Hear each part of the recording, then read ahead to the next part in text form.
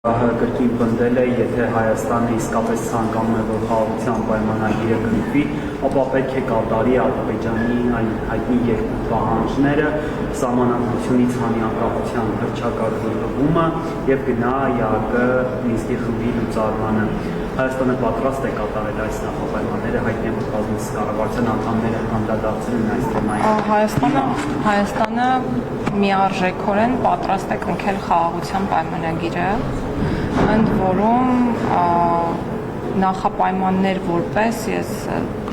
այդ հնչեցված մտքերը չեմ դիտարկում եւ կարծում եմ, որ կառավարությունն էլ չի դիտարկում։ Ես իմ խոսքում նշել եմ, որ խաղաղությունը այլընտրանք չունի եւ մեր գործողությունները այո պետք է միտված լինեն խաղաղության վերջնական հաստատմանը, բայց թե ինչ կոնցեպտով պետք է առաջ շարժվենք դեպի խաղաղության պայմանագրի կնքումը, կարծում եմ, որ շատ շուտով հանրությանը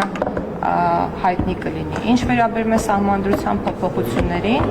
ապա ես բազմիցս նշել եմ, որ մենք աշխատում ենք սահմանադրության նոր տեքստի վրա, այս պահին տեքստի մասով, ինչպես նախկինում մանրամասներ ասել չեմ կարող, բայց շատ կարևոր է մի շեշտադրում, որ այդ տեքստը չի լինելու եւ ուղղակի ի բնե չի կարող լինել գաղտնի եւ ինչ որ պահին հանրայնացվելու է եւ յուրաքանչյուր կետ, յուրաքանչյուր նորմ քննարկվելու է մեր հասարակության ներկայացուցիչների հետ։ Հարցային արդյոք կառավարությունը պատրաստ է լինել։ Կառավարությունը պատրաստ է կնքել կառավարությունը այս պայդրությամբ, խնդրում եմ ընդունել իմ ասածը որպես իգիտություն։ Այս պահին ես կասեմ հետևյալը, կկրկնեմ ավելի ճիշտ իմ միտքը, որ նախորդի հնչեցրեցի, կառավարությունը պատրաստ է կնքել խաղաղության պայմանագիրը այո։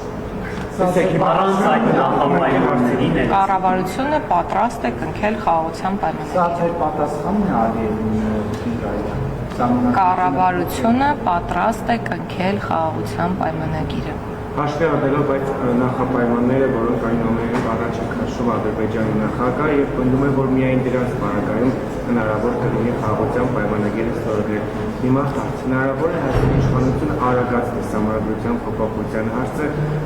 եւ ավելի արագ իրականացնել այդ փոփոխությունները եւ ոչ թե Եթե խոսքը նոր սահմանադրության մասին է, ապա դա պարզ առաջադրանք չէ, որը կարելի է կատարել 1, 2 կամ 3 ամիսների ընթացքում եւ դա մասնագետների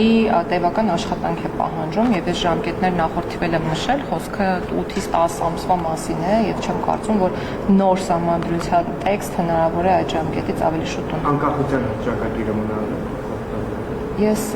ինչպես ասել եմ, որ չեմ կարող այդ մասին որևէ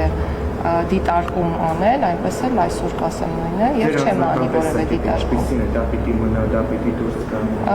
Իմ անձնական տեսակետը համապատասխանում է Սահմանադրական դատարանի տեսակետին, որը բազմիցս քննարկվել է։ Տիկին Գայլյան, ազգային ժողովում, որ այս թեմայով վիճակագրից են կանում, ասացիք, որ հստակություն դեռ չկա։